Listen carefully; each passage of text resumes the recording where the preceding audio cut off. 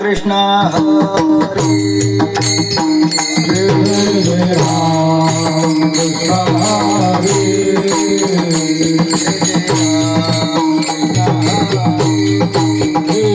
जय राम कृष्ण हरे जय राम कृष्ण हरे हरे जय राम कृष्ण हरे जय राम कृष्ण हरे राम कृष्ण हरे राम हरे राम कृष्ण हरे राम हरे राम कृष्ण हरे राम हरे राम कृष्ण हरे राम हरे राम कृष्ण हरे राम कृष्ण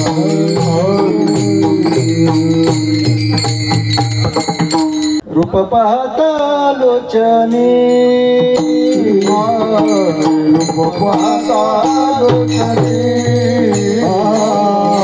रूप पाहता लोचने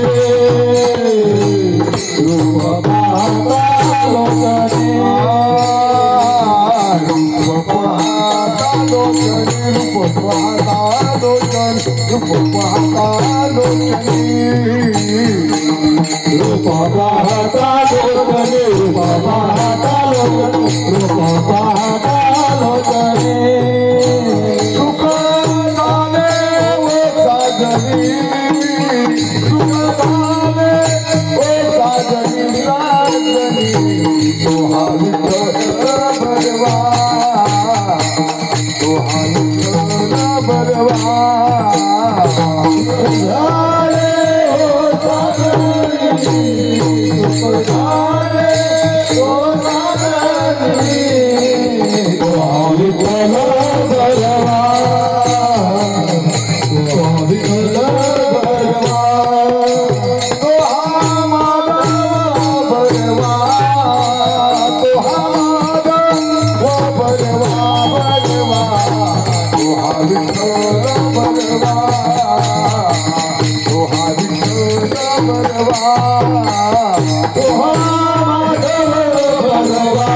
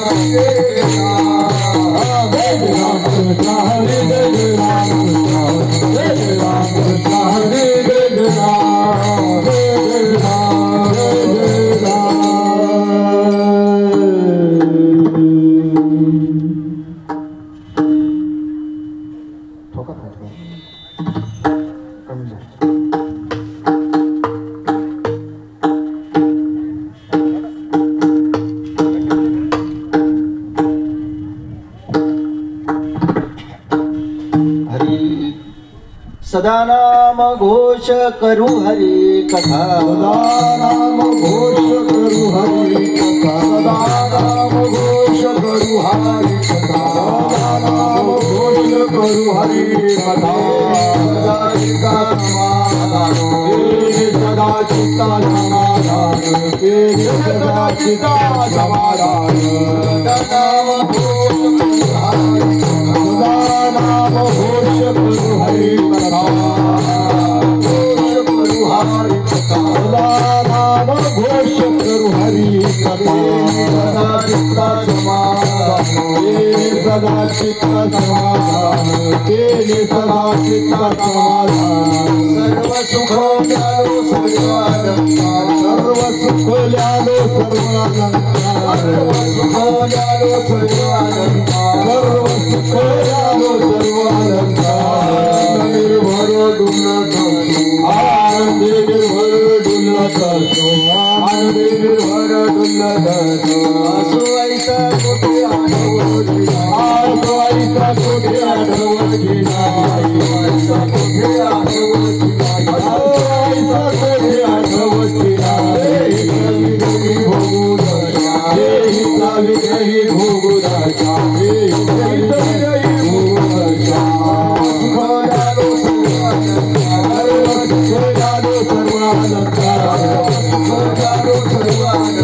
सर्व सर्वालंकार आनंदे निर्भर डुलत आनंदे निर्भर डुलत म्हणे आम्ही झालो अग्निरूप म्हणे आम्ही झालो अग्निरूप म्हणे आम्ही झालो अग्निरूप म्हणे आम्ही झालो अग्निरूप लागून दिली पाप पुण्यांगा लागून दिली पाप पुण्यांगा सुख झालो सर्व सुख झालो सर्वालंकार सुख झालो सर्व सुख झालो सर्वालंकार आनंद निर्भर डुलत आनंद निर्भर डुलत गोपाल कुमारी गोपाल कुमारी गोपाल कुमारी गोपाल कुमारी गोपाल कुमारी गोपाल कुमारी गोपाल कुमारी गोपाल कुमारी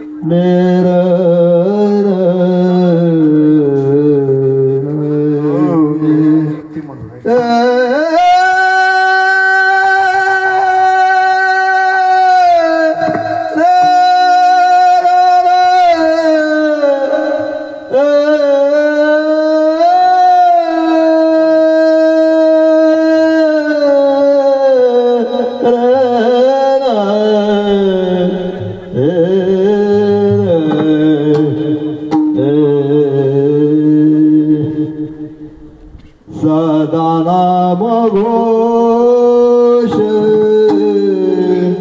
करू हरि कथा सदा नाम घोष करू हरि कथा सदा नाम घोष करू हरि कथा सदा नाम घोष करू हरि कथा नाम घोष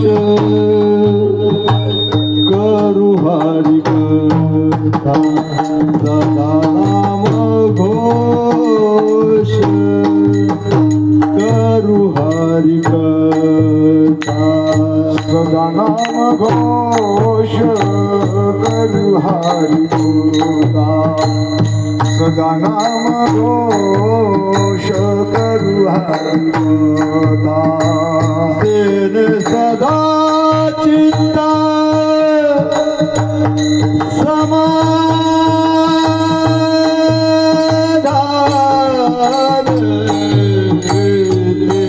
सदा चित्त समाधान सर्व सुख लालो सर्व अलंकार सर्व सुख लालो सर्व अलंकार सदा चित्त समाधान सदा चित्त समाधान सर्व सुख लालो सर्व अलंकार सर्व सुख लालो सर्व अलंकार सदा नाम घोष करू हरि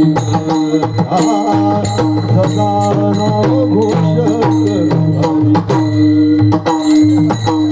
नाम घोष करू हरि सदा नाम घोष करू हरि सदा चित्त समाधान सदा चित्त समाधान सर्व सुख लालो सर्व सुख लालो सर्व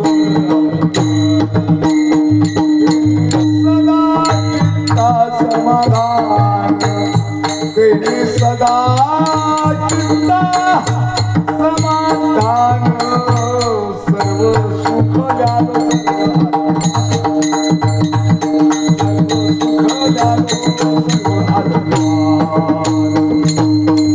आनंद निभारा डुल्लत सो आनंद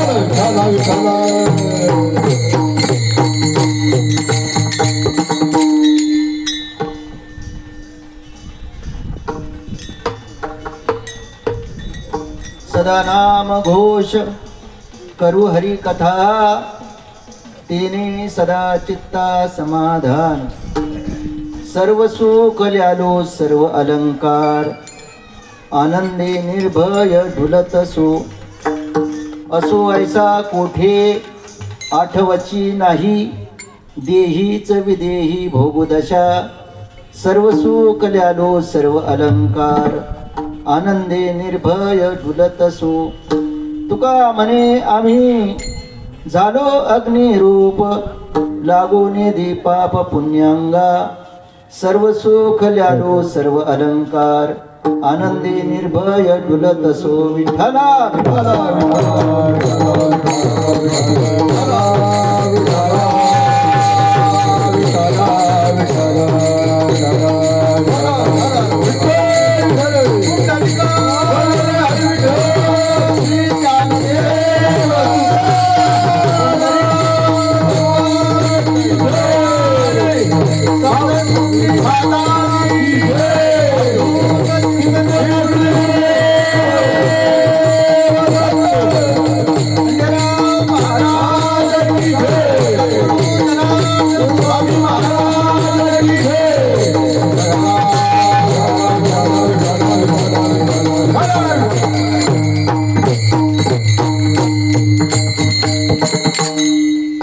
रामाय रामभद्राय रामचंद्राय वेदसे रघुनाथाय नाथाय सीताया पते नमः कर्पूर गौरम करुणावतारम संसार सारम भुजगेंद्रहारम सदा वसंतम हृदयारविंदे भवम भवानी सहितं नमामि समचरण सरोजम सांद्रनीलाबुदाभम जगन्निहित पानी मंडलम मंडलानां तरुण तुलसी माला कंदरम कंजनेत्रम सदैधवलहासं विठ्ठलं चिंतयामि पांडुरंगा करू प्रथम नमो दुसरे करू संतादिया दुसरे करू संतादिया पांडुरंगा करू प्रथम नमो दुसरे करू संतादिया दुसरे करू संतादिया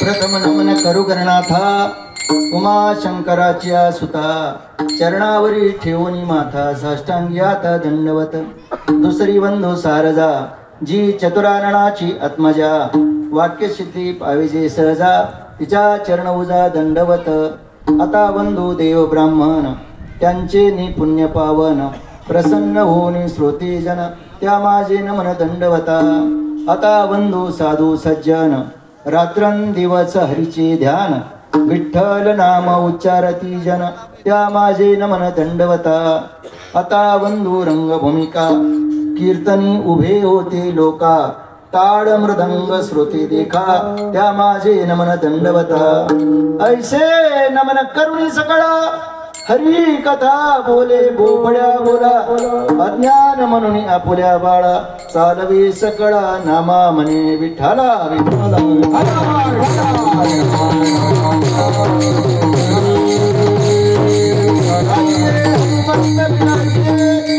कथा करू मती अनुसार प्रेम सहित गद्दी धरू पदार्यो पवन कुमार ओम नमो ज्ञानेश्वरा ओम नमो ज्ञानेश्वरा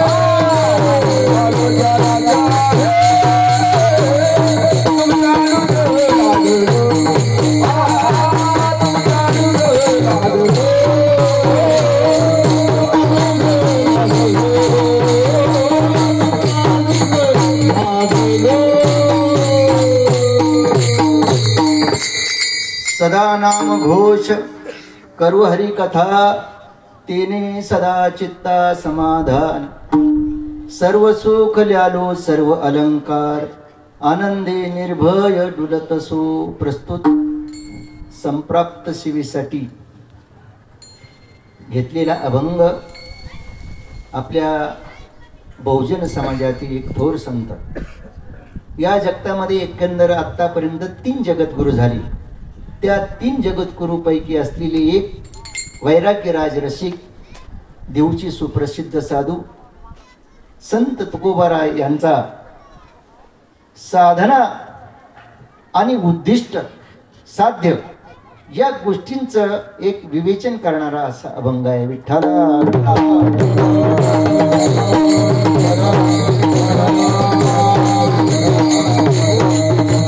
या तुकोबारायांच्या अभंगावर यथामती यथावकाश या ठिकाणी जी काही आपल्याला चिंतन करायचं आहे संकल्पित वेळेत ते चिंतन करण्यापूर्वी थोडा पर्याय द्यायचा तो असा.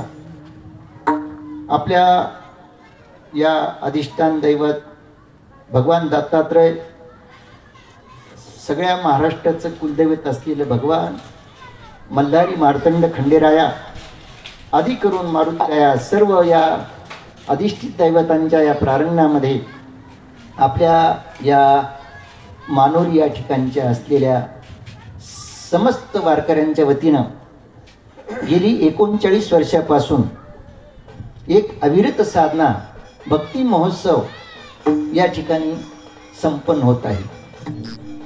आज या भक्ती महोत्सवाचं 40वे वर्ष आहे.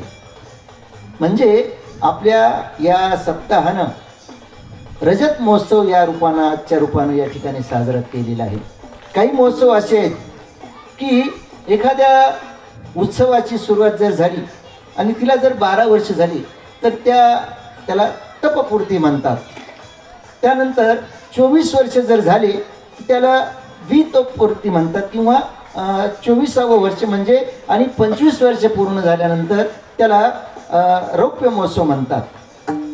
त्यानंतर 40 वर्ष पूर्ण झाल्यानंतर त्याला रजत महोत्सव म्हणतात. 50 वर्ष पूर्ण जर झाला एखाद्या उत्सवाला तर त्याला सुवर्ण महोत्सव म्हणतात. त्यानंतर 75 वर्ष जर एखाद्या सोहळ्याला जर पूर्ण झाली त्याला अमृत महोत्सव म्हणतात. आणि एखाद्या सोहळ्यानं जर 100 वर्ष पूर्ण केले त्याला शताब्दी महोत्सव म्हणतात. विठ्ठला विठ्ठला.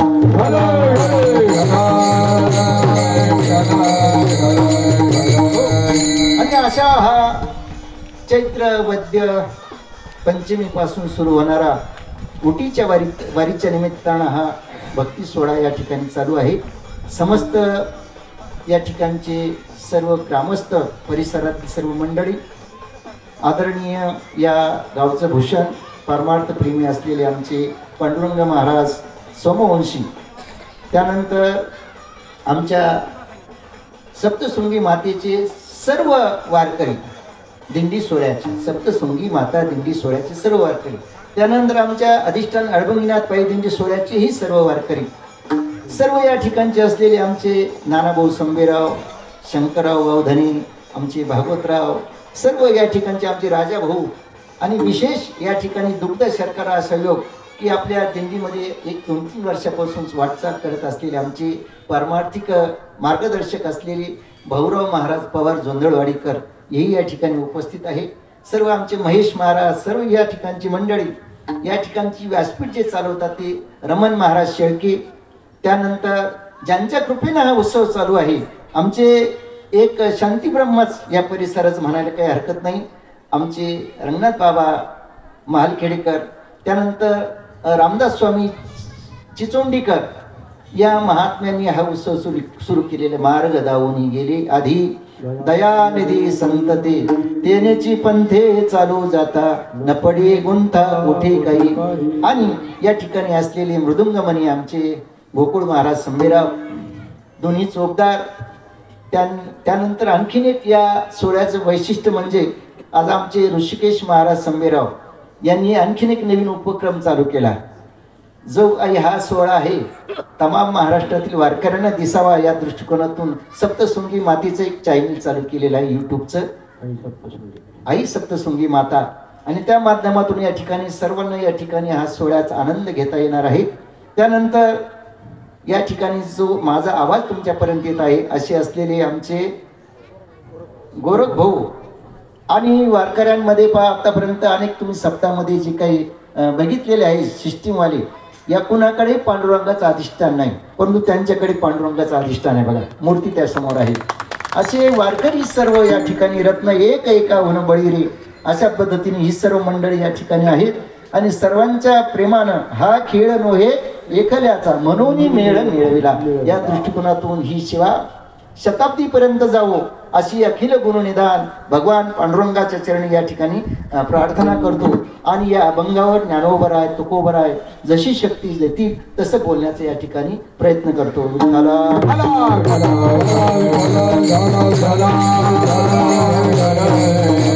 सेवेलागी सेवक झालो, सेवेलागी सेवक झालो, सेवेलागी सेवक झालो, सेवेलागी सेवक झालो.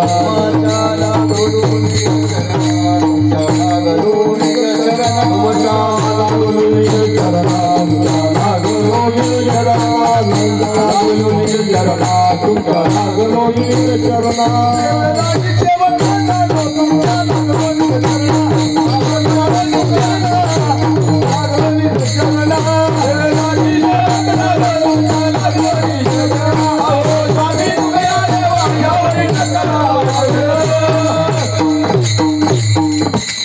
घ्यावी घ्यावी माझी सेवा दीन रोडाची देवा विठ्ठला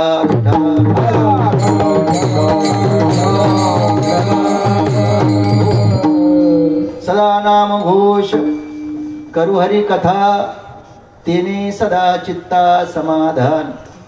या ठिकाणी तुकोबराय आपल्या जीवनातील एक साधना सर्वसामान्य साधकांना सांगतात आणि त्या साधनेचा काय जीवनामध्ये परिणाम झाला, त्याचं साध्य त्याचं फळ काय प्राप्त झालं, याही गोष्टीचा ओघ या अभंगाच्या द्वारा करतात. विठ्ठला विठ्ठला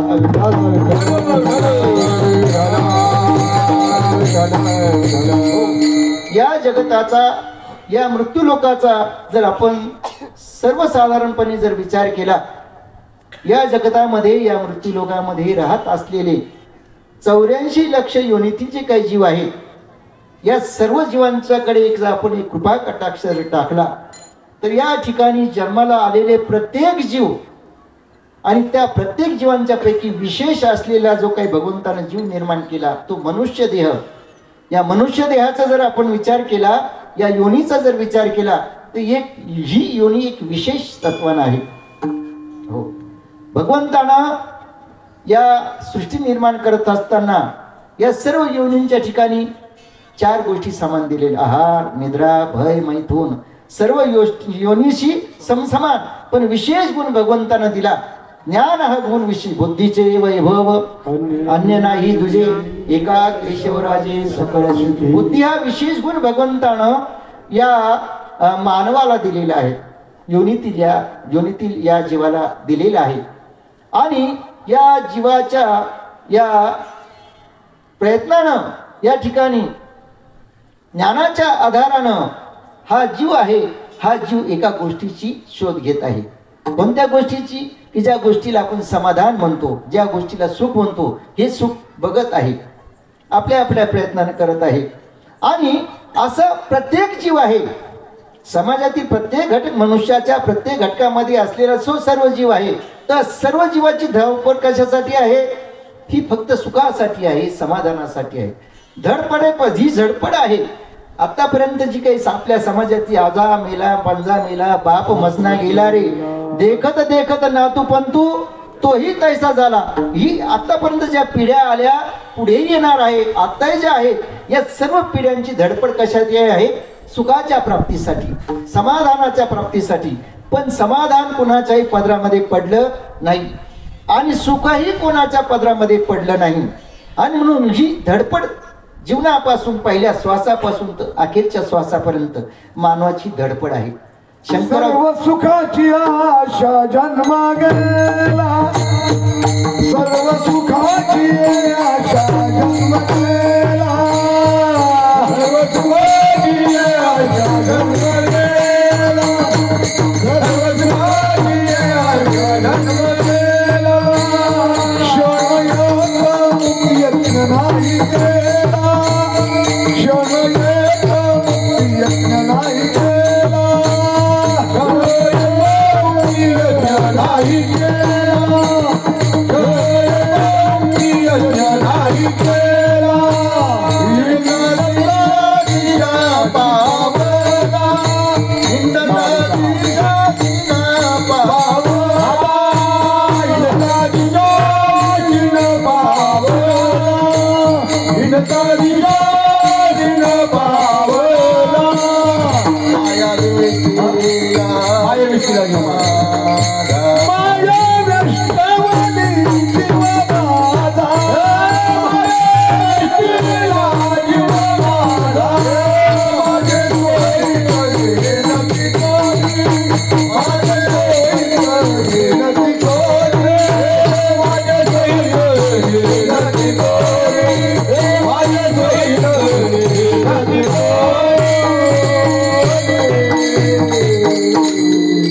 धडपड जी चालू आहे ती सुखासाठी आहे, समाधानासाठी आहे.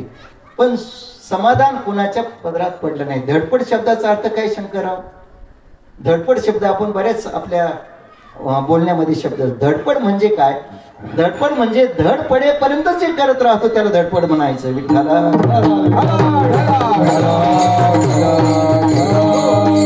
आणि अशा प्रकारचं समाधान अशा प्रकारचं सुख मात्र कुणालाही प्राप्त झालं नाही. आणि म्हणून भगवंताने काही गोष्टीमध्ये आपल्याला उणीव दिलेली आहे. प्रत्येक या सरासरी सृष्टीमध्ये असलेल्या प्रत्येक जीवाच्या ठिकाणी काही ना काही गोष्टीची कमतरता असते. बघा, या जगामध्ये एक कोकिळ असा एक पक्षी आहे की त्या कोकिळेला स्वर दिला परंतु रूप दिलं नाही. सुंदर अशा प्रकारची कोकिळा गायन करते. वसंत ऋतू सुरू झाल्यानंतर ते गायन सुरू होतं आणि अशी सुंदर गायन करणारी कोकिळा तिला सुद्धा रूप दिलं नाही. मग ते रूप कोणाला दिलं? ते रूप दिलं मोराला. मोराला रूप दिलं. पण मोराला रूप जर दिलं तर त्या मोराला रूप देत असताना भगवंतानं त्याचा भोग काढून घेतला. रूप दिलं परंतु भोग काढला. आणि तो भोग कुणाला दिला? तो भोग दिला इंद्राला. इंद्राला भोग दिला परंतु इंद्राला भोग देत असताना त्या इंद्राचं सुख काढून घेतलं. सुख काढलं आणि ते सुख काढून कुणाला दिलं? ते सुख दिलं संतांना. संतांना सुख वाट. बघा, देव आणि संत हे एकाच नाण्याच्या दोन बाजू. देवते संत, देवते संत निमित्त त्या प्रतिमा, मी तो सांग तसे भावे असो ठावे सकळा. अशा पद्धतीनं ते सुख आहे ते सुख संतांच्या पदरामध्ये टाकलं. परंतु जी घटना मागची घडत आली तशीच संतांच्या बाबतीमध्ये भगवंताने ती घटना तयार केली. का? एक देत असताना एक काढून घ्यायची ही भगवंताची एक जुनी पद्धत. आणि म्हणून ते सुख संताला देत असताना त्या ठिकाणी ते सुख काढलं. संसारामध्ये ते सुख दिलं परंतु त्यांचा संसार काढला. संतांचा सुख दिलं परंतु संसार काढला. आणि तो संसार काढून कुणाला दिला? तुम्हा आम्हाला दिला विठ्ठला. हो, तुम्हा आम्हा सर्वांना संसार दिला. संसार कसा आहे तुम्हाला माहिती आहे. सर्वजण मंडळी ते प्रमाण म्हणून थकून गेले. सर्व सुखाची म्हणजे काय? संसार दुःख मूळ चहूकडे इंगळ, विश्रांती नाही कोठे रात्रंदिवस तळमळ, काम क्रोध लोभी लोभ शोनी पाठी लागली ओढाळ, कवना मी शरण जाऊ दृष्टी देईल निर्मळ. हे प्रमाण म्हणून आम्ही म्हातारे झालो परंतु संसार मात्र आपल्याच्यानं सुटला नाही. आणि तो संसार आपल्याला दिला परंतु याच्या मोबदल्यात काय काढून घेतलं? समाधान काढून घेतलं विठ्ठला.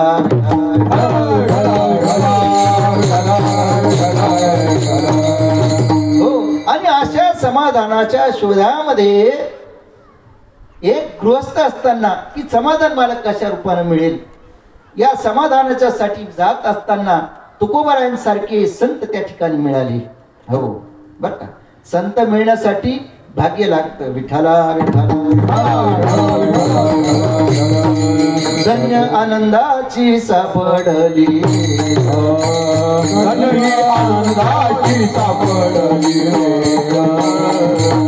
संत सजन मिळाले पार, संत सजन मिळाले पार, हे आधी पिढीला बुद्धीचा उमाळ, बुद्धीचा उमाळ, दृष्टी दाखवेला यशोदेचा भाव, धन्य आनंदाची सापडली, धन्य आनंदाची सापडली, धन्य यशोदेचा भाव, धन्य आनंदाची सापडली,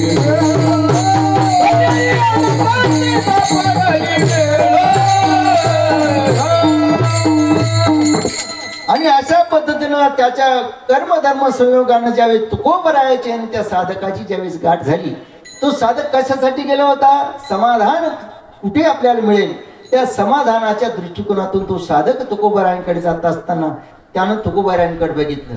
आता तुकोबरायांची परिस्थिती सर्व जगाला माहिती आहे. आम्ही सदैव सुडके जवळ येतात अशा पद्धतीची हे वातावरण असताना त्या ठिकाणी मात्र तुकोबरायांच्या चेहऱ्यावरचं समाधानाचं तेज मात्र काही वेगळं होतं. आणि हे झालं कसं? हे झालं कसं? अशा पद्धतीनं तो चकित झाला की संसाराच्या दृष्टिकोनातून जर बघितलं तर तुकोबरायांच्या ठिकाणी संसारच कसल्याही प्रकारचं सर्व दुःखच दुःख त्यांच्या संसारामध्ये.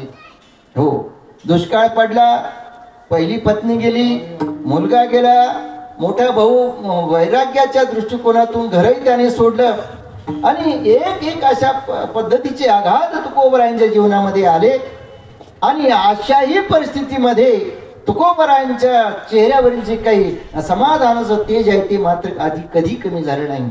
आणि म्हणून या दृष्टिकोनातून त्या ठिकाणी तो तुकोबरायाने विचारायला लागला की तुकोबराया, तुमची समाधान तुमच्या चेहऱ्यावर असावं अशी परिस्थिती तुमच्या या ठिकाणी नाही, संसारामध्ये ही परिस्थिती नाही. आणि परिस्थिती नसताना सुद्धा तुमच्या चेहऱ्यावरचे जे काही समाधान आहे ते समाधान मात्र एक किंचितही कमी झालं नाही.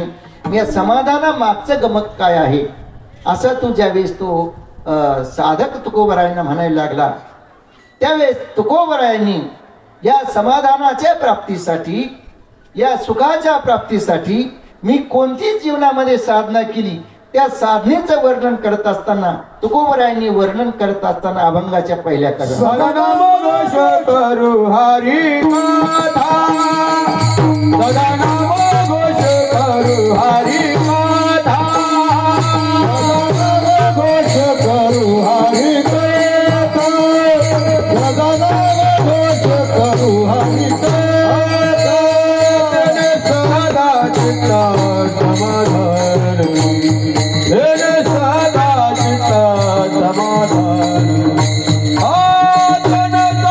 चित्त समाधान,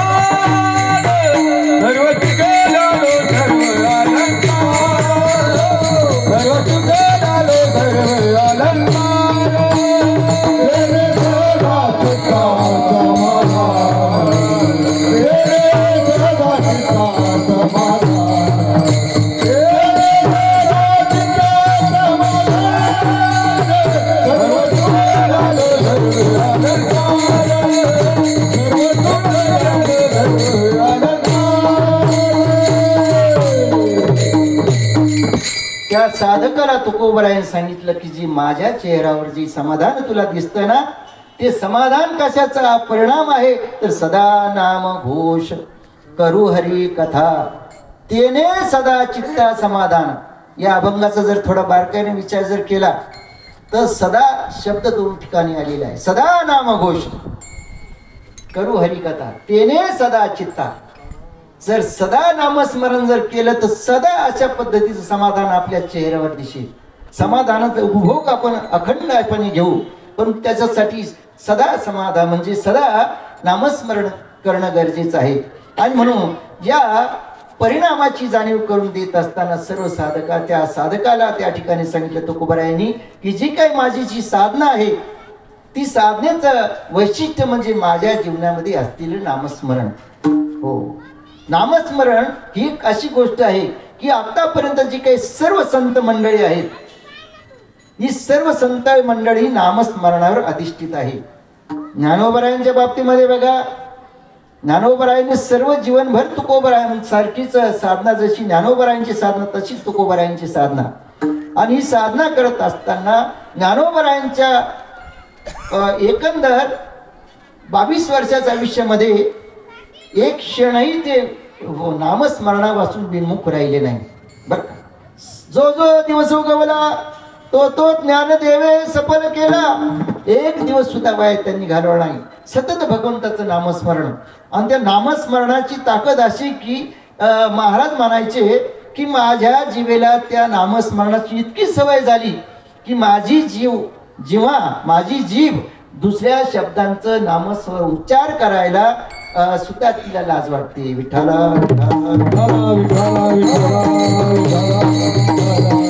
गोड तुझे नाम विठोबा आवडते माझ, गोड तुझे नाम विठोबा आवडते माझ, गोड तुझे नाम विठोबा आवडते माझ, गोड तुझे नाम विठोबा आवडते माझ.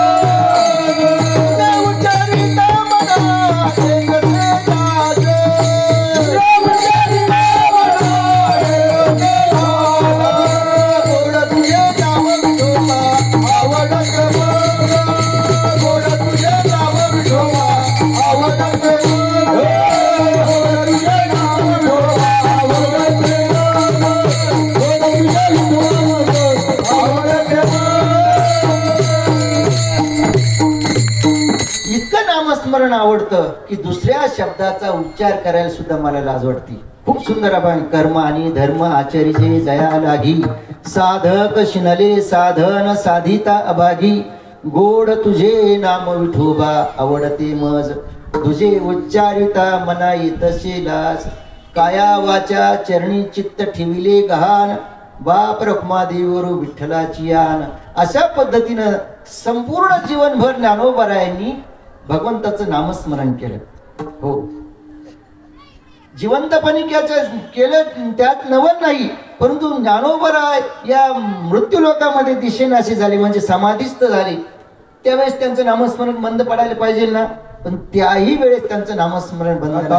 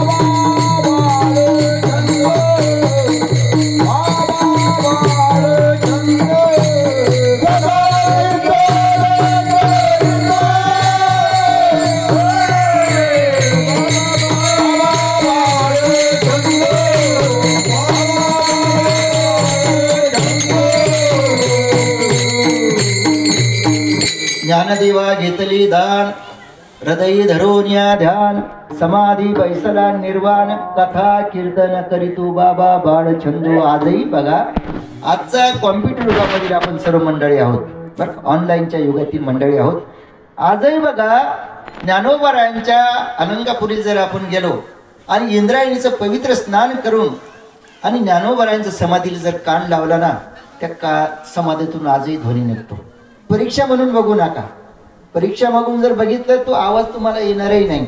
श्रद्धायुक्त अंतःकरणाने जर तुम्ही कान लावला, आजही त्या ठिकाणी ज्ञानोबारायांचा समाधी संजीवन हरी पाठ, समाधी संजीवन हरी पाठ, समाधी संजीवन हरी पाठ, ज्ञानदेवा प्रमाण निवृत्ती देवी, ज्ञानदेवा प्रमाण निवृत्ती देवी, ज्ञानदेवा प्रमाण निवृत्ती देवी, ज्ञानदेवा प्रमाण निवृत्ती देवी. समाधी संजीवन हरी पाठ, समाधी संजीवन हरी पाठ, समाधी संजीवन हरी पाठ. आणि अशा पद्धतीनं ज्ञानोबारायांनी संपूर्ण जीवन नामस्मरणामध्ये घालवलं. तीच परिस्थिती तुकोबरायांच्या बाबतीमध्ये सुद्धा. तुकोबराय सुद्धा अखंड भजन करायचे. दिनरजनी हाची धंदा, गोविंदाचे पोवाडे, रात्र न कळे दिवस न कळे, अंगी खेळे दैवत. रात्रंदिवसच नामस्मरण तुकोबरायांचं. एक क्षणही ज्ञानोबारायांसारखा तुकोबरायांचं नामस्मरणाने गेला नाही. गेला ते म्हणतात, ती कबूलही करतात बरं का. साधनेमध्ये काही गोष्टीची चूक जर झाली तर माणसानं प्रामाणिकपणे कबूल करावी. त्यांनी सुद्धा चूक कबूल केली.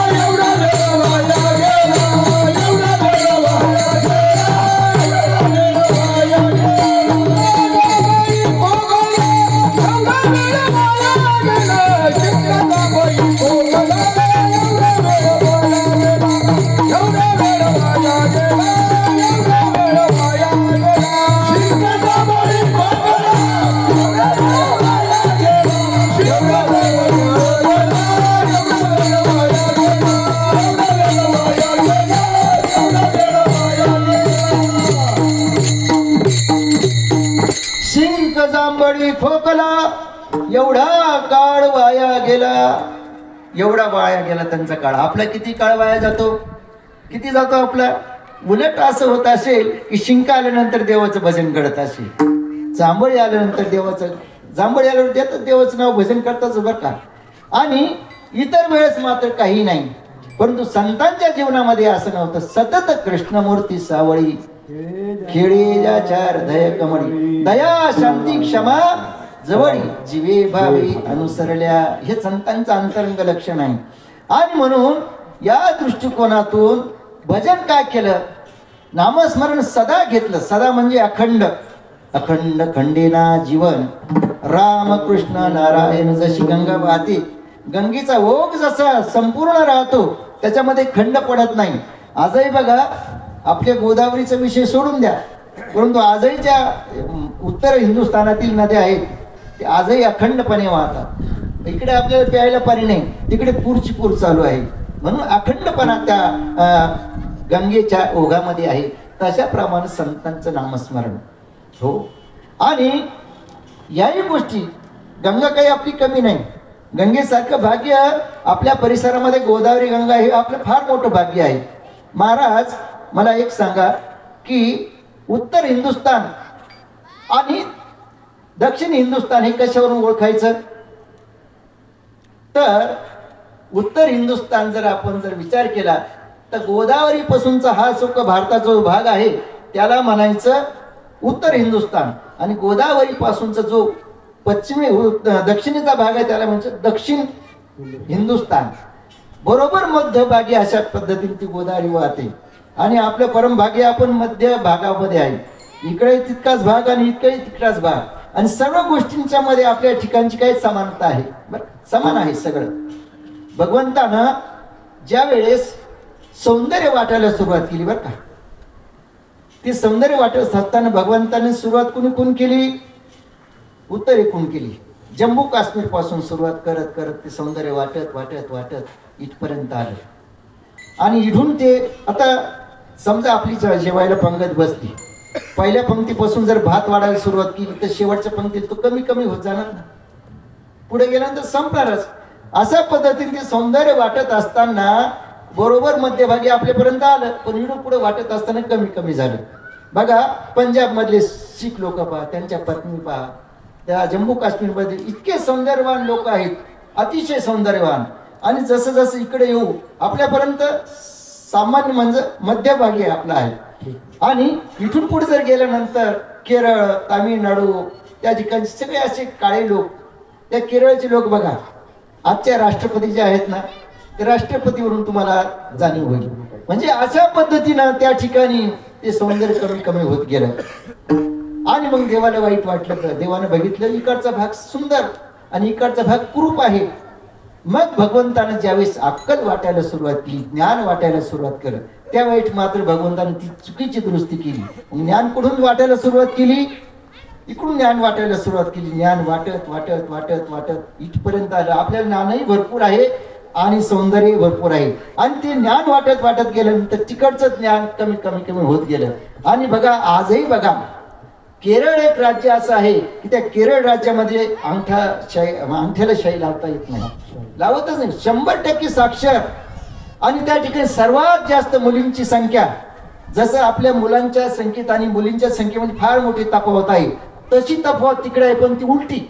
मुलांची संख्या कमी आणि मुलींची संख्या जास्त. सर्व इंग्लिश फाडफाड इंग्लिश बोलतात. अशा पद्धतीनं जे काही शास्त्रज्ञ बरेच झाले ते सगळे या भागातून झाले. आणि अशा पद्धतीनं या गोदावरी मातेचं महत्व आहे. आणि म्हणून त्या गोदावरी मातेला आपल्याला कमीपणा द्यायचा नाही. फक्त कशी काय आपल्याकडे पर्जन्यमान कमी झाल्यामुळं त्या ठिकाणचा ओघ कमी झालेला आहे. आणि म्हणून अशा ओघानुसार ही गंगा जशी वाहते तसा नामस्मरण रूपी गंगा संतांच्या मुखातून वाहते. विठ्ठला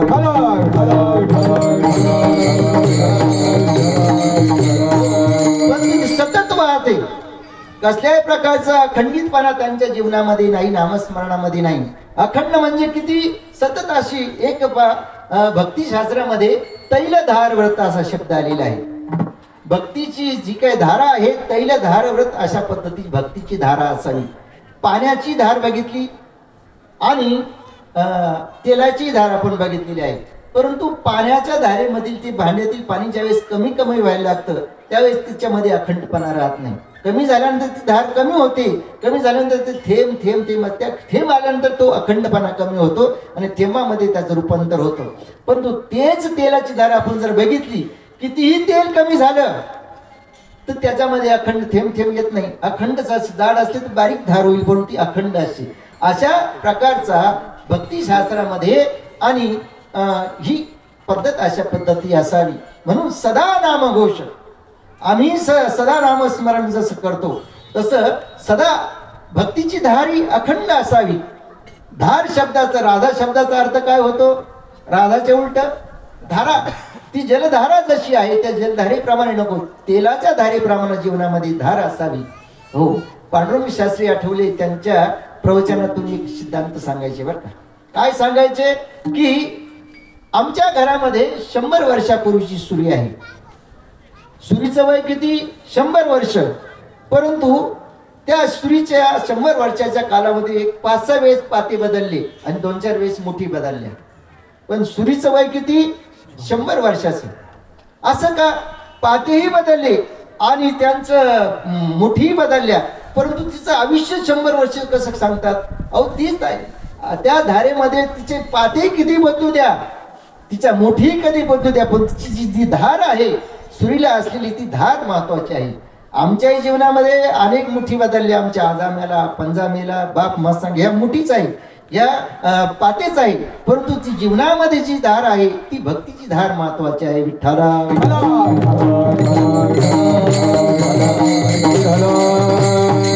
आणि अशा पद्धतीनं हे नामस्मरण अखंडपणे तुकोबराय सांगतात की माझ्या जीवनामध्ये केली. सदा नाम घोष करू हरी कथा. सदा नामस्मरण केलं, पण असं कमी आवाजात केलं नाही. घोष म्हणजे जोरात आरोळी देऊन केलं. जोरात आरोळी काय देऊन करायचं? नामसाधनेचेही 2 प्रकार आहेत. एक आपण शांततेने अंतःकरणामध्ये जर केलं तेही नामस्मरण घडतं, पण त्याच्यामध्ये थोडीशी बाधा येते. कारण का? नामस्मरण शांततेनं कमी आवाजात करत असताना हा मनाजी पाटील आहे ना, हा शांत बसत नाही. मनोराज्य त्याची चालू राहतात.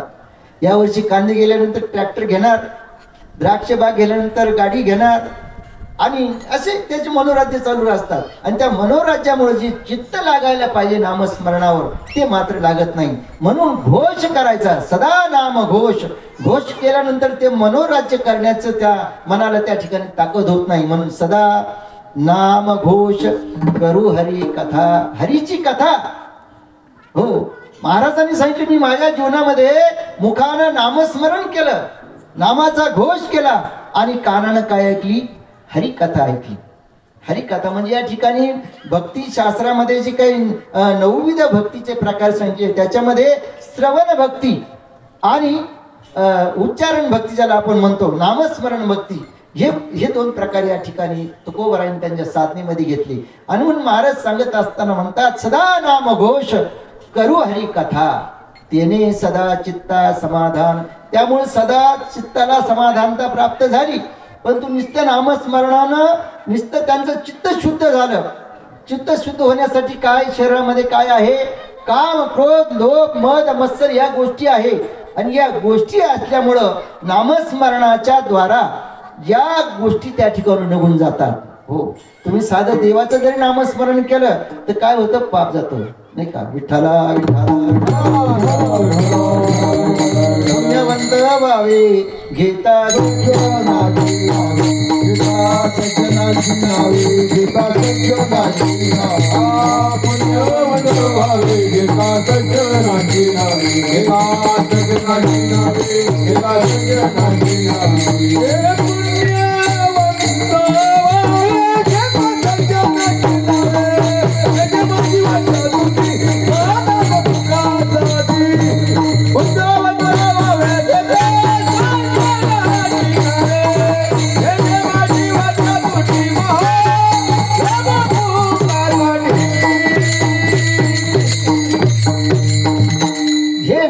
जोपर्यंत अंतःकरणात आहे त्या तोपर्यंत अंतःकरणाची स्थिरता नाही. चित्ताची स्थिरता जर असेल तरच तुम्हाला त्या ठिकाणी समाधान प्राप्त होणार आहे. आपलं चित्त सारखं असं धावत असतं बरं का. स्थिरता येण्यासाठी आपल्याला पौर्णिमेचा चंद्र जर भांड्यामध्ये जर पाण्यामध्ये जर बघायचं असेल तर ते पाणी स्वच्छ असावं आणि ते संत असावं, शांत असावं, तर त्याला ते पौर्णिमेचा चंद्र जो आहे तो त्या पाण्यामध्ये दिसेल.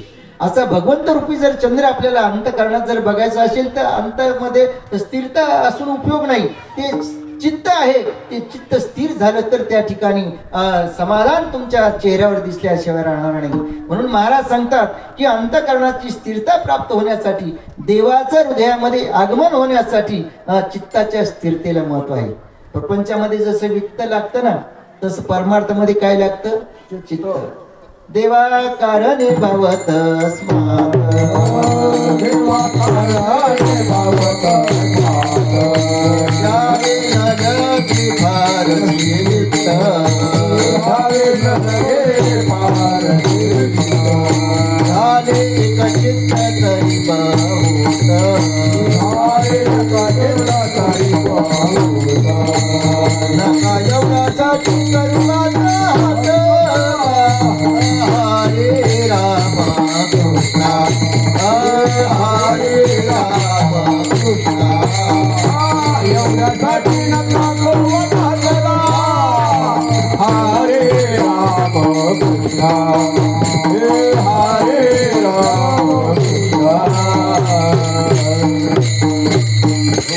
महाराज म्हणतात चित्त जर तुम्हाला शांत व्हावं वाटत असेल तर या ठिकाणी नामस्मरण करणं गरजेचं आहे. पण ते कसं केलं पाहिजे? अखंड केले पाहिजे, नाही का? महाराज म्हणतात की नामाचा उच्चार, नामाचा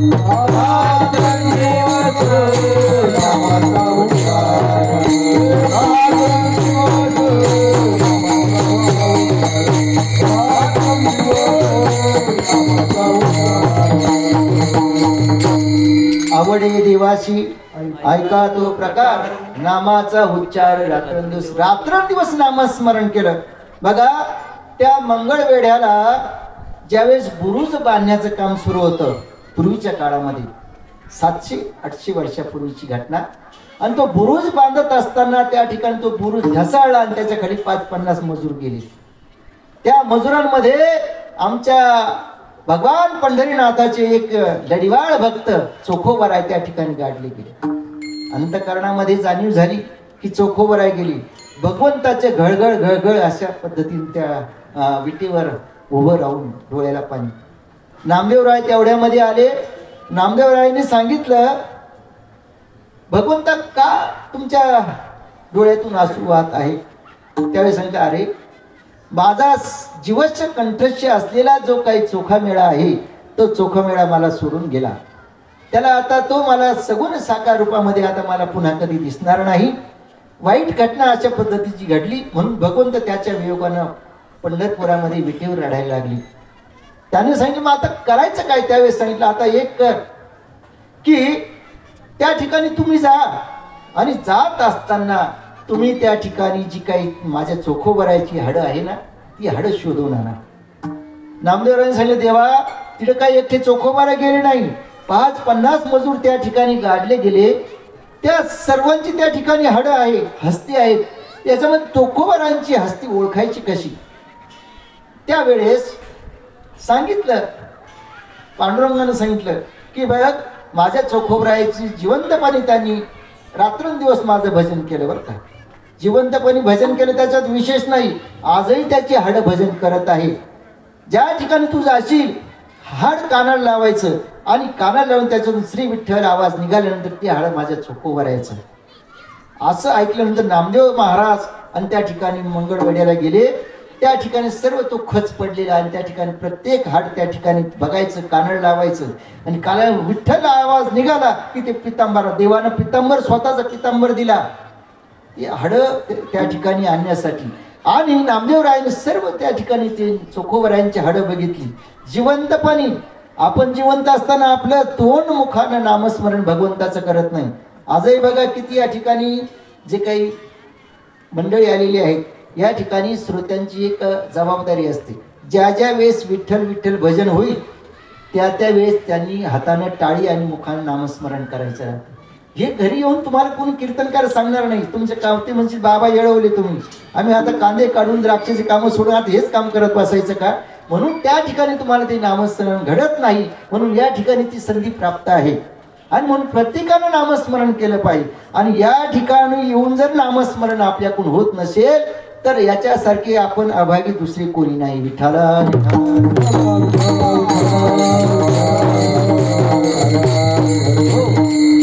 नुसतं नामस्मरण विठ्ठल करण्यामागे सुद्धा शास्त्र त्या ठिकाणी विज्ञानात, आपण विज्ञान युगामध्ये आहोत ना. नुसती टाळी जरी आपण वाजवली, ती टाळी वाजवल्यानंतर जे काही आपल्या शरीराचे सर्व जी काही यंत्रणा आहे या हातामध्ये आहे बरं का, याच्यावर घर्षण झाल्यानंतर रक्ताभिसरणाची क्रिया सुरू होते. आणि कसाही प्रकारचा मनुष्य असो त्याला अटॅक येत नाही. ज्यांना अटॅकच्या दुखण्यातून वाचायचं असेल त्यांनी कमीत कमी 300 वेळेस भगवंताचा विठ्ठल म्हणून टाळी वाजवायची. त्या माणसाला कधीच अटॅक येणार नाही. तुम्हाला सर्वांना एक जात माहिती आहे बरं का. आपला एक स्त्री एक जात आहे, पुरुष एक जात आहे आणि एक नपुसक असलेली जी काही जात आहे ती तुम्हाला सर्वांना, आपण त्यांना एक वेगळ्या भाषेत तृतीयपंथी आपण ज्याला म्हणतो, त्या तृतीयपंथ्यांचा एक गुणधर्म आहे. ही मंडळी तुम्हाला कधी ॲडमिट दिसली का दवाखान्यामध्ये? कधी एखादा तृतीयपंथी व्यक्ती ॲडमिट झाला असं कधी दिसलं का? का होत नाही ते ॲडमिट? शंकरराव का होत नाही? त्यांचा धंदा काय आहे? टाळी वाजवणं. त्या टाळीचा गुणधर्म असा की ते कधीही आजारी पडत नाही. निदान तो त्यांचा तर तो गुण आपण घेतला पाहिजे ना टाळी वाजवण्याचा. पण आपण मुखानं नामस्मरण करायचं. कारण टाळी बोला मुखी नाम, मुखी नाम, करे टाळी बोला मुखी नाम, मुखी नाम, करे टाळी बोला मुखी नाम, करे टाळी बोला मुखी नाम. नागोनिया पाया विलित तुम्हाला करे टाळी बोला मुखी नाम, करे टाळी बोला मुखी नाम. नागोनिया पाया करे टाळी बोला मुखी नाम, करे टाळी बोला मुखी नाम. सगळ्यांनी नामस्मरण करा. ही नामस्मरण करण्याची खरी जागा आहे. आणि काळापासून जर वाचायचं असेल तर नामस्मरण पाहिजे बरं का. या ठिकाणी जगामध्ये कोणत्याही ठिकाणी मृत्यू होऊ शकतो बरं का, पण या जागेमध्ये मृत्यू होऊ शकत नाही. सर्व काळ सर्व ठिकाणी जाईल परंतु या ठिकाणी काळाला येण्याची सत्ता नाही. म्हणून नामस्मरण. का हरले बाबा वदनी लाले पुण्य बाबा, साधा दिनाचा माय बाबा, विठ्ठलाची विठ्ठला, विठ्ठल म्हणता हरले बाबा वदनी लाले पुण्य बाबा,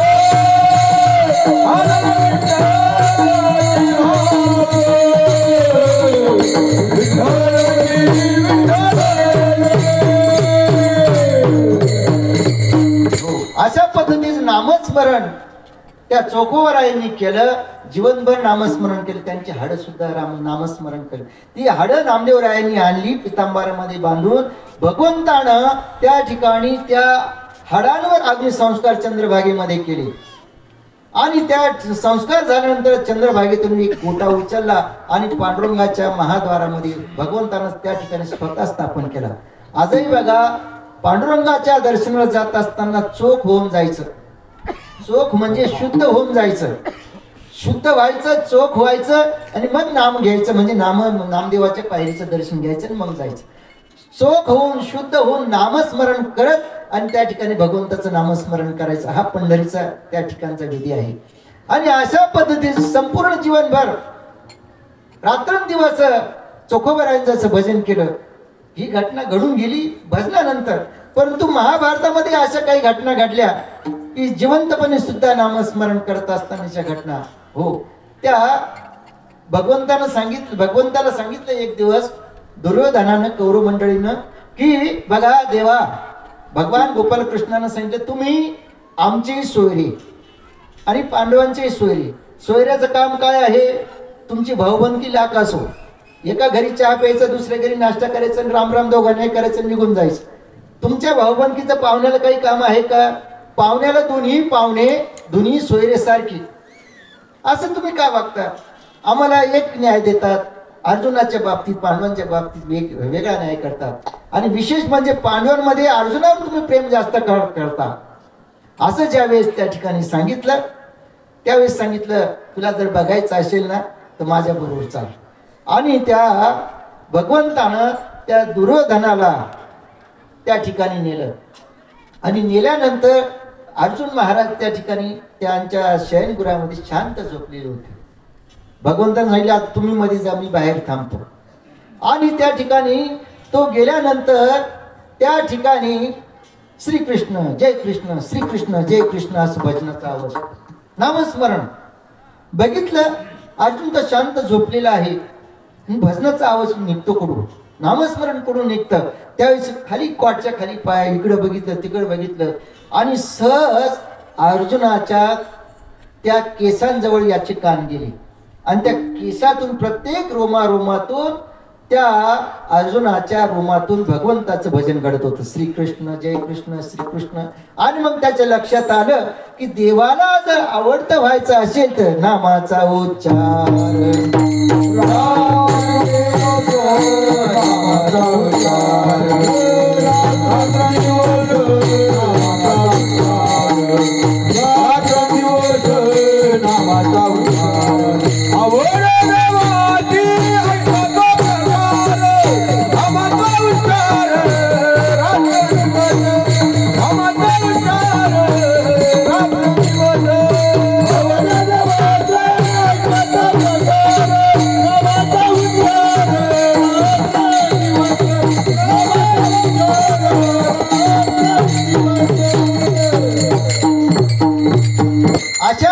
स्मरणाच्यामुळं माझ्या चित्तामध्ये समाधान या ठिकाणी प्राप्त झालेलं आहे.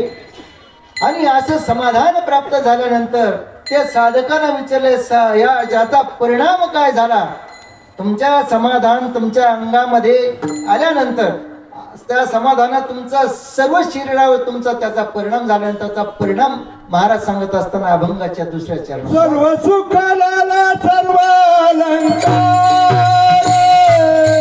सर्व सुखाला सर्व अलंकार, सर्व सुखाला सर्व अलंकार, सर्व सुखाला सर्व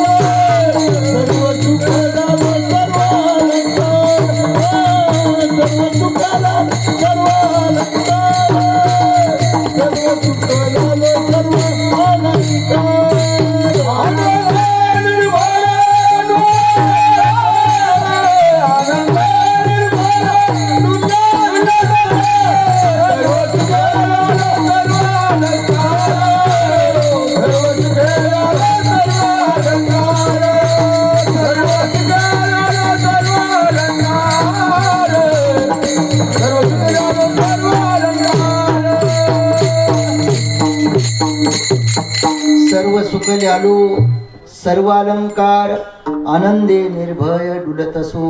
त्या समाधानाबरोबर त्या नामस्मरणाची ताकद अशा माझ्या अंतःकरणामध्ये प्राप्त झाली की त्या समाधानाबरोबर सुखही माझ्या अंतःकरणामध्ये स्थिरावलं. आणि त्या सुखानं माझ्या ठिकाणी जे काही माझ्या इंद्रियामध्ये असलेले सर्व अलंकार त्या ठिकाणी धारण केले. सर्व सुख ल्यालो सर्व अलंकार आनंदी निर्भय डुलत असो. सर्व सुखाचे अलंकार तुकोबरायांनी त्या ठिकाणी घातले. हो, अलंकार हे घातले पाहिजे बरं का, सगळ्यांनी अलंकार घातले पाहिजे. त्याच्यात महिलांनी तर जास्त विशेष सत्वानं घातले पाहिजे. हो, पण अलंकार घालायचे कुठं? ज्या ठिकाणी चोरी होणार नाही त्या ठिकाणी घालायची. लग्नामध्ये चोर अनेक ठिकाणी असतात, अनेक स्त्रिया अलंकार घालून मिरवतात, पण त्या ठिकाणी ते लग्न आटोपल्यानंतर जात असताना ते अलंकार चोरून येतात. यात्रेमध्ये सप्ताहाच्या ठिकाणी अनेक आपल्याला अलंकार चोरी होताना दिसतात, परंतु कथेमध्ये आलो आणि अलंकार चोरी गेले असं झालं का? असं होत नाही. म्हणून असावे सादर हरिकथेत. निळोबारायांचे एक अभंग आहे. त्या अभंगामध्ये निळोबाराय सांगतात की सुखे करावे भोजन, गरजावे गुण श्रीहरीची, ल्यावे लेणे अलंकार, असावे सादर हरिकथे. अशा पद्धतीने हरिकथेमध्ये अलंकार घालावे. आणि असे अलंकार जसे स्त्रिया अलंकार घालतात तसे तुकोबरायांच्या शरीरावर सोन्यानं अलंकार रूपाने त्या ठिकाणी धारण झाले. म्हणून सर्व सुख ल्यालो सर्व अलंकार, आनंदी निर्भय डुलत असो, डुलायला लागली. आणि त्या सुखाची भगवंताच्या प्रेमाची अनुभूती अंतःकरणामध्ये स्थिरावल्यानंतर डोलायला लागली. बरं का, डोलण्याचे प्रकार असतात. अंतःकरणामध्ये भाव जागृत झाल्यानंतर मनुष्य डोलतो. एखाद्या आता समजा राजा हो या मंडळीचं सुंदर गायन करायला लागली तर श्रोते आपोआप डोलायला लागतात. तो आनंद त्या ठिकाणी त्यांच्या अंतःकरणामध्ये स्थिर होतो, म्हणून त्याही वेळेत डोलतात. आणि डोलण्याचा दुसराही प्रकार आहे. कोणता प्रकार तुमच्या लक्षात आला की संध्याकाळी जो येतो तो डुलत डुलत येतो आणि डुलत आल्यानंतर तो सुद्धा पडतो. पण असं व्हायचं कोठे? माझा एखादा मद्यपी पिला आणि एखाद्या रस्त्यात पडला आणि त्याला शरीराची शुद्ध राहिली मग त्याला संत म्हणायचं का? तो भाव वेगळा. या ठिकाणी लाक्षणिक अर्थानं बोलताना तुकोबाराय म्हणतात की अंतःकरणाची स्थिरता झाल्यानंतर आणि त्या ठिकाणी जो आनंद प्राप्त होतो तो आनंद प्राप्त करत असताना महाराज अभंगाच्या त्या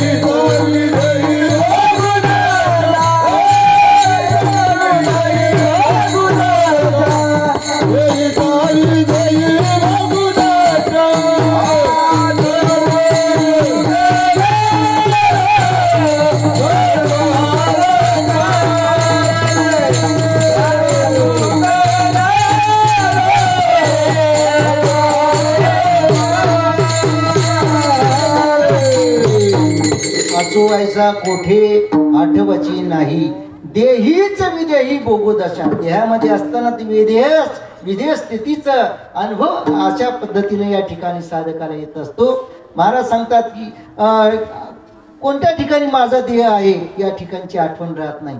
बघा, ज्ञानोबरायांच्या 12व्या शतकातील अवतार कार्याच्या अगोदर 10व्या शतकामध्ये एक वाचस्पती मिश्रा नावाची एक साधू होऊन गेले. त्यांचं नाव वाचस्पती मिश्रा. 10व्या शतकामध्ये ते साधारण झाले. ते ग्रंथ लिहित रचना करत असताना देहावर राहत नव्हते. असो ऐसा कोठे आठवची नाही. ग्रंथ लिहित असताना लिखाण अखंड चालू आहे, रात्रंदिवस ते ग्रंथ लिहायचं काम चालू आहे. एक दिवस असा प्रकार झाला की संध्याकाळच्या वेळेस ते ग्रंथ लिहित असताना समोर असलेल्या त्या दिव्यामध्ये तेल संपत आलं आणि तेल संपणार तितक्यामध्ये एक त्या उजेडामध्ये त्या दिव्याजवळ हात आला आणि मग त्यांनी तो हात बघितला. त्या उजेडामध्ये हाताचं निरीक्षण केलं.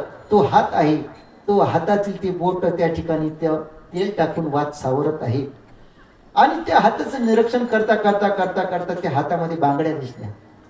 पुढं पुढं बघितल्यानंतर असं ते मग तिसरी दिसली आणि मग ती भानावर आली आणि मग विचारलं, कोण आहात आपण देवी? प्रश्न केला. इतक्या या अरण्यात या झोपडीमध्ये आपण कोण आहात? शुद्धीवर आल्यानंतर त्यांनी विचारलं. त्यावेळेस त्या स्त्रीनं उत्तर दिलं, महाराज, मी आपली धर्मपत्नी.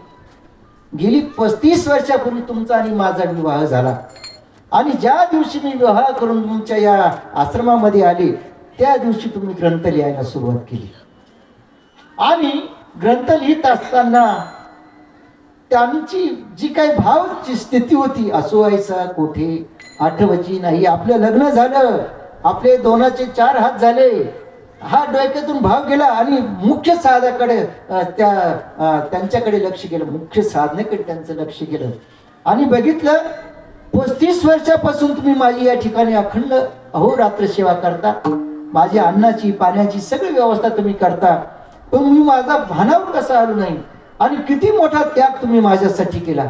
आत्ताच्या काळात असं असतं तर घडल का? आत्ताच्या काळामध्ये अहो नवरा निसता एक शब्द जरी बोलला नाही तर ती पत्नी लगेच आईला फोन कर. आता मोबाईलचा जमाना आहे. कृपा करून तुम्हाला सांगतो की ज्या ज्या नवीन महिला आलेल्या आहेत त्यांनी कृपा महिला त्या फोन पासून बाजूला राहा. किरकोळ कारकोळ असलेल्या घटना सासरी माहेरी सांगत नका जाऊ. त्याच्यामुळे कसं परिस्थिती थोडी वेगळी होत चालली आणि त्याच्यामध्ये आणखीनच आता परिस्थिती आणखीनच वेगळी आहे मुलांच्या बाबतीमध्ये. आणि म्हणून ही परिस्थिती त्या काळामध्ये 10व्या शतकामध्ये आणि मग ते भानावर आले आणि त्यांनी सांगितलं, तुमचं नाव काय? त्यांनी सांगितलं, माझं नाव भामती. तुमचं नाव भामती आहे ना? हा ग्रंथ तयार केला, या ग्रंथालाच तुमचं नाव देतो. भामती नावाचा ग्रंथ तयार झाला. विठ्ठला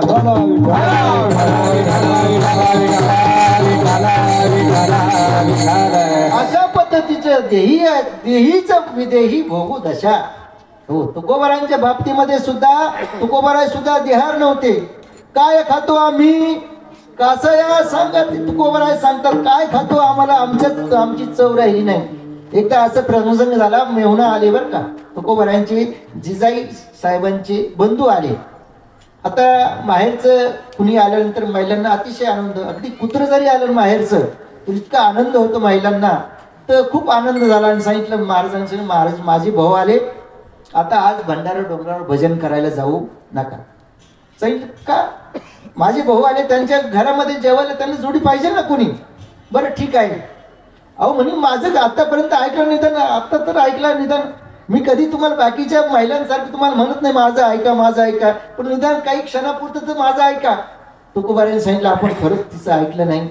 जीवनामध्ये एकदा होईना पण बायकोचं ऐकलं पाहिजे म्हणून त्या ठिकाणी ठीक आहे. आणि स्वयंपाक होईपर्यंत मी तुळशी वृंदावनाजवळ भजन करत बसतो. महाराजांनी घोंगडी टाकली, भजन करायला लागली. स्वयंपाक तयार झाला आणि स्वयंपाक तयार झाल्यानंतर सांगितलं स्वयंपाक झाला, या जेवायला बसले.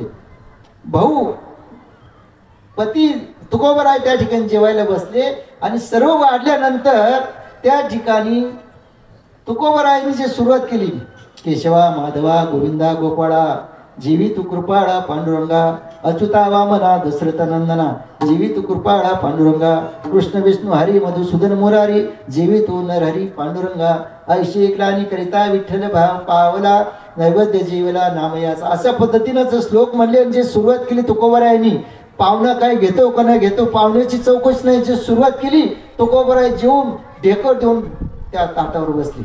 पाहुण्यानं सारात बोट घातलं, मिचक मिचक खाल्लं, पोळी खाली, बाकीचे काहीच पाहुण्याला काही तो स्वयंपाक पटला नाही. जिजाई साहेबांनी आतून नाराज झाल्या की माझ्या भावाला स्वयंपाक आवडला नाही. का आवडला नाही, पण ती त्यावेळेस मर्यादा होती. जरी भाऊ होता तरी बोलायची त्या ठिकाणी त्या काळामध्ये ताकद नव्हती.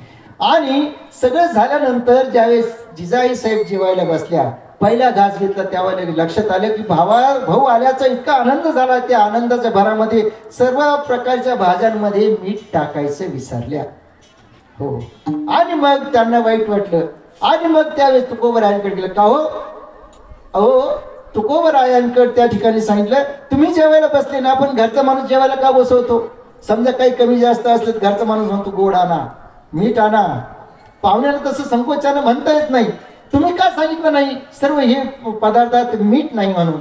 त्याने सांगितलं त्याच्यात माझा काय दोष आहे? माझी याद हासी मजा नाही जाण, माझी याद हासी मजा नाही जाण, माझी याद हासी मजा नाही जाण, माझी याद हासी मजा नाही जाण, माझी याद हासी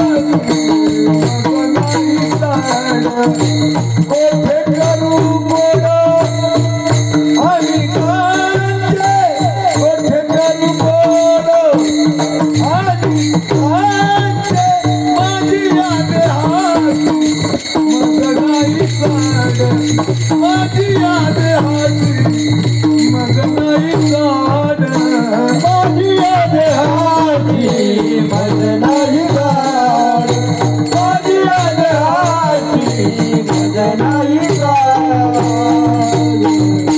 असो ऐसा कोठे आठवची नाही, देहीच विदेही भोगू दशा. तुकोबरायांना आणि खरं काही कळालं नाही. हे अशा पद्धतीत तुकोबरायांची जी अवस्था झाली ती सर्वसामान्य साधकांची होत असते. पण कधी ज्यावेळेस भगवंत हृदयामध्ये येईल, नामस्मरणाच्या ताकदीमुळं या ठिकाणी अलंकार, त्या ठिकाणी सर्व सुख अशा पद्धतीचे अलंकार घेतील, त्यानंतरची ही अवस्था त्या ठिकाणी वर्णन करत असताना महाराज म्हणतात की अशा पद्धतीने सर्व साधकाची अवस्था ज्यावेळेस होईल, असो ऐसा कोठे आठवायची नाही, देहीच विदेही भोगू दशा. आणि ही दशा प्राप्त झाल्यानंतर तुकोबराय शेवटच्या चरणामध्ये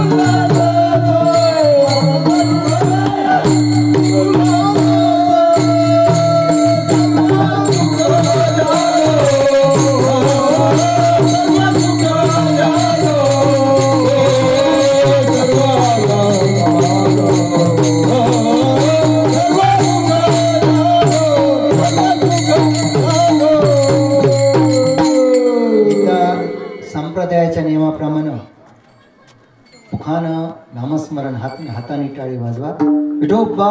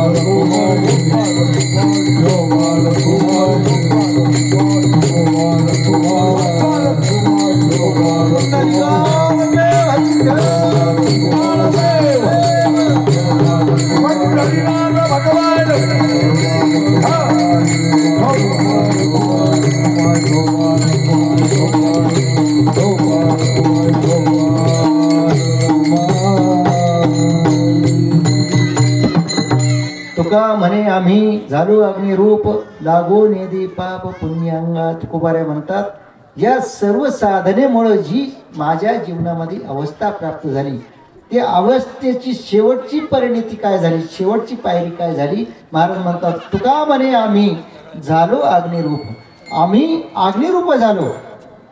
आता सर्वसामान्य साधकांना या ठिकाणी प्रश्न पडेल, अग्निरूप झाले म्हणजे देवाचं भजन करायचं, अग्निरूप असताना भजन कसं. विठ्ठला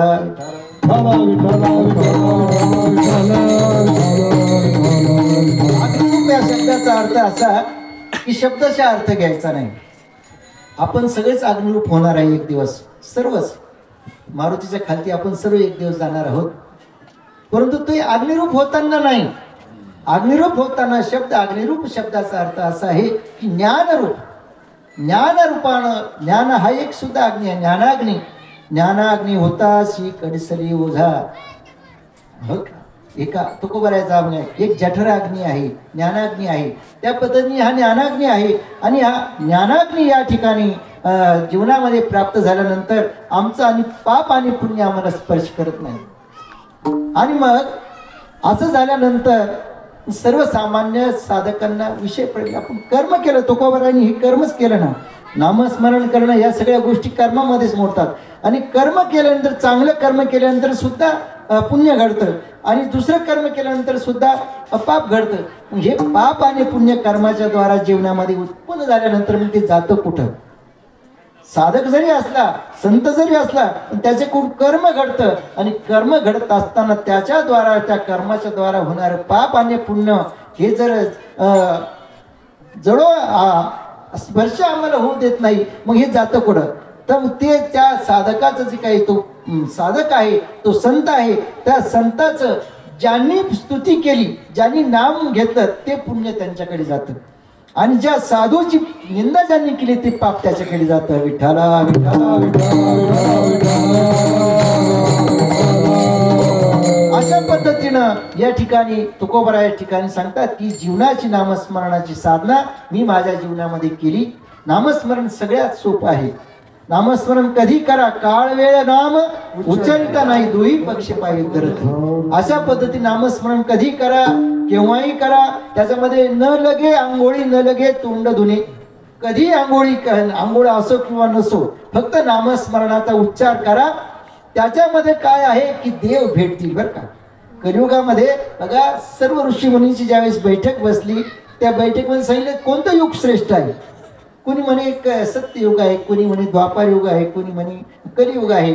परंतु कलियुग म्हणायचं कोणाचं धाडस होईना, कारण सर्व दोषांचा मूर्तिमंत पुतळा म्हणजे कलियुग आहे. परंतु ज्यावेळेस व्यासांकडे सर्व ऋषीमुनी आले त्यावेळेस त्यांनी सांगितलं सर्व या सर्व युगांच्या मध्ये सर्वात श्रेष्ठ जर कोणतं युग असेल तर कलियुग आहे. विठ्ठला नारायण नारायण